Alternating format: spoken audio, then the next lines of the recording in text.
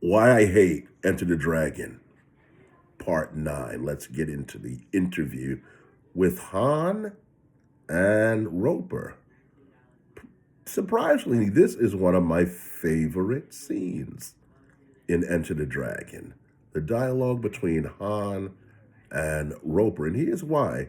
I might not like John Saxon as a choice for a martial artist, but for an actor, he's pretty okay. And he handles this interview with Han precisely how Jim Kelly should have handled his interview. Roper's not dumb, okay?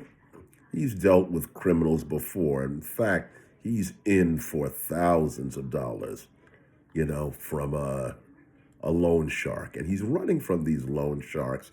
That's why he's on the island. So he's been around these types before. And he's figured out a way to not die too quickly. Remember, he had some kind of a relationship with Freddie that he was going to let him slide or let him slide for a little while, owing his debt. And also, he was able to charm a little bit Freddie's henchmen. So Roper has a kind of finesse and charm about him. And so he knows how to handle himself verbally in tense situations. He's got to know on some level that Han has him there for a reason. He doesn't know what it is immediately, but he knows he has to be complimentary and on his toes. And he starts out by complimenting him.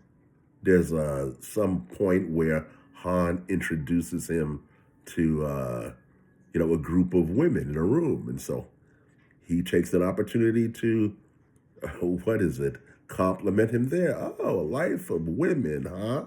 That's what you're about. A man's strength can be measured by his appetites. In fact, a man's strength flows from his appetites. He's saying that to be complimentary, to charm him. Hey, I understand play a game knows game. I understand. Hey, this is all right. And Han says, no, no, no, these are my daughters, whether they were or not. Let me say something about that. They were his daughters, and I'm only saying this because everybody's seen the movie. Where was his daughters at when Bruce Lee was kicking his butt? Where all hell broke loose. You think Daddy's little girl would have kind of gathered around him to protect him. So that was actually a waste of a line where he throws Roper and says, oh no, these are my daughters. And one of his daughters throws Roper, and Roper says this line, that's definitely true. Oh, okay, well, nobody's more protective than Daddy's little girl. Even with that, even with Roper getting thrown, possibly getting a little bit hurt, he's still being accommodating, humble to his hosts, saying things that do not piss him off because he doesn't know what's up. So then Han takes this cat, white cat, does it very deliberately. And he says something like, few people can be totally ruthless. It takes more strength than you can believe. Now, I believe if John Saxon hadn't taken that cat off there, I believe there's some kind of way that was actually a guillotine also, in addition to an elevator.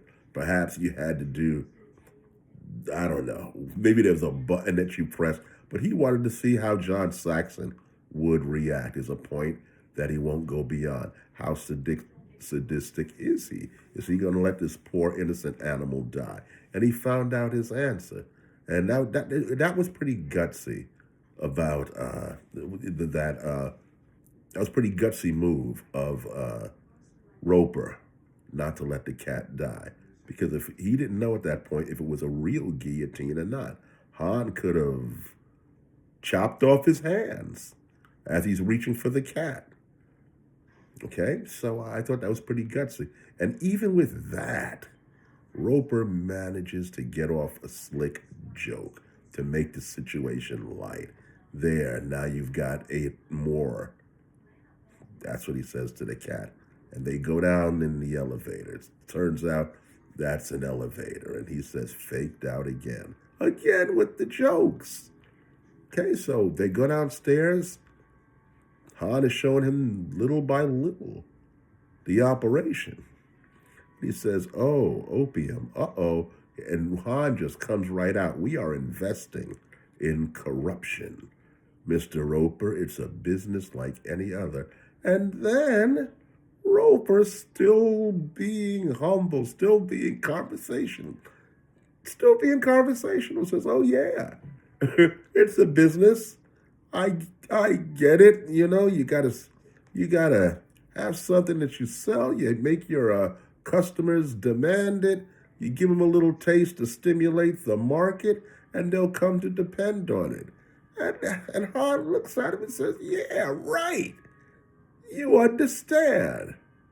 Okay, and so then they're walking. And he said, there's this girl behind a glass, but she's just shooting up and bugging out. And he says, and here we're stimulating quite another need. And this is when Roper doesn't have a joke. At this point, this is when he knows I'm kind of in a little over my head here with this guy. What's going on? And so at some point, Han says, you're wondering why I asked you, I'm showing you so much. And he says, I forget very quickly what I see. Then Han has his trump card. You have some sizable debts in America. I think that Han had already paid them.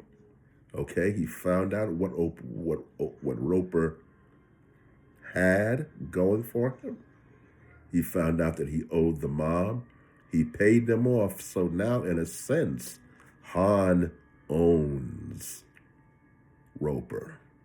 And when he says to him, I wanted you to be our representative in the United States, he's not asking him to be that. He's telling him to be that. I paid your debt. Okay? $1,000 or whatever it was of my money. Now I owe you. In fact, you owe me. Okay? But Han does it in a very cool kind of way.